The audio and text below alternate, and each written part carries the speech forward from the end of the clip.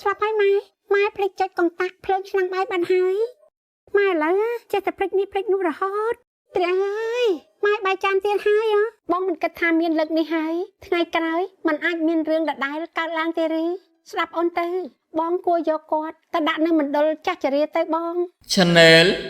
លីដូនីទៀនសូមជូនរឿងគុណម្ដាយមានគ្រួសារតូចមួយមានសមាជិក3នាក់ប្តីប្រពន្ធហើយនិងម្ដាយចាស់ជរាម្នាក់និយាយពីភក្តីវិញគេបានចេញមកពីធ្វើការឈ្ងុយណាស់ប្រពន្ធអើយ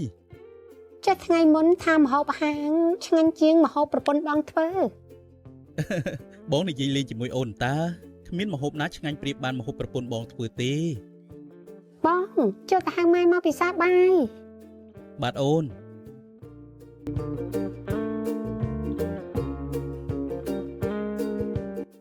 ពេលនោះភក្តីបានចូលទៅហៅម្ដាយ ម៉ែអើយអញ្ជើញមកពិសាបាយហើយប្រអប់នោះទុកនៅលើតុសិនទៅម៉ែ ស្រាប់តែពេលនោះប្រពន្ធរបស់ភក្តីបានទៅលើកឆ្នាំងបាយស្រាប់តែឆ្នាំងបាយនោះមិនទាន់កាច់ភ្លើងនោះទេ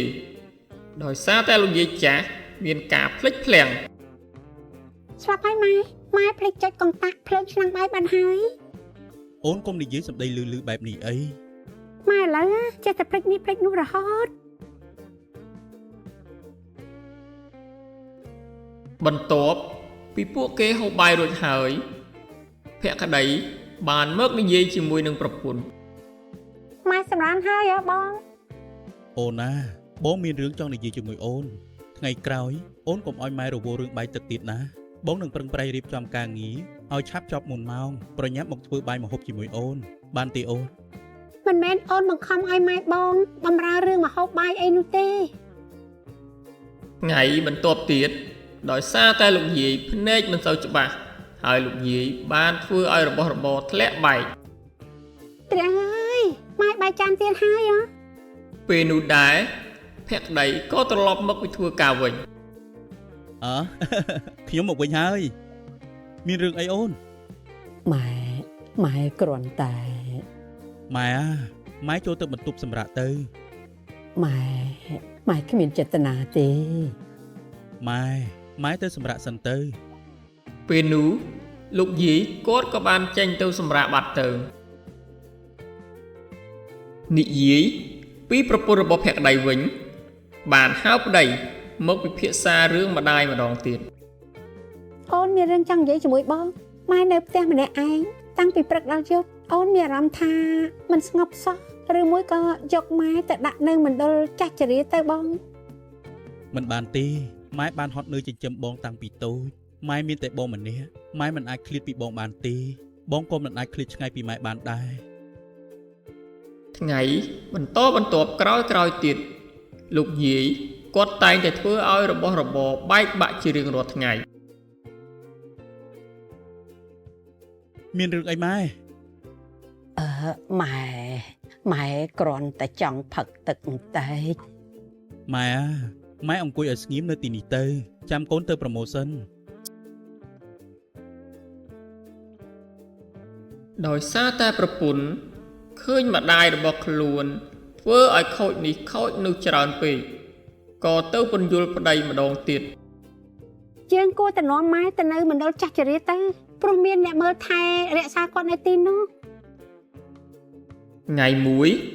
លោកយាយគាត់បានវង្វេងបាត់ចេញពីផ្ទះ មានរឿងអីអូនម៉ែនៅឯណា អូនមិនដឹងទេអូនមកពីធ្វើការវិញឃើញទ្វារផ្ទះចំហអូនរកគាត់កន្លែងអស់ហើយមិនឃើញម៉ែទេ ឬមួយក៏ម៉ែចេញទៅលេងផ្ទះអ្នកជិតខាងទីដឹង អូនបានសួរអ្នកចិត្តខាងអស់ហើយពួកគាត់និយាយថាមិនបានឃើញម៉ែទេបងអូនបារម្ភពីម៉ែណា ម៉ែមិនអីទេ ពេលនោះពួកគេទាំងពីរបានចេញទៅរកលោកយាយបន្ទាប់ពីពួកគេទាំងពីរនាក់បានដើររកលោកយាយអស់រយៈពេលយ៉ាងយូរហើយពួកគេទាំងពីរក៏បានជួបជាមួយនឹងលោកយាយវិញ បងអើយនោះដូចជាម៉ែយើង អឺ ម៉ែពិតមែនហើយ ពេលនោះដែរអ្នកទាំងពីរបាននាំលោកយាយត្រឡប់មកផ្ទះវិញបន្ទាប់ពីពួកគេត្រឡប់មកផ្ទះវិញប្រពន្ធបានមកពិភាក្សាជាមួយនឹងប្តីម្ដងទៀត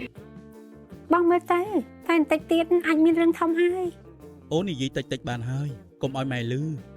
បើសិនជាថ្ងៃនេះយើងមិនអាចរកម៉ែឃើញទេអូនមិនហ៊ានស្រមៃគិតទេថាម៉ែនឹងទៅជាបែបណា បានហើយរឿងកន្លងហួសហើយ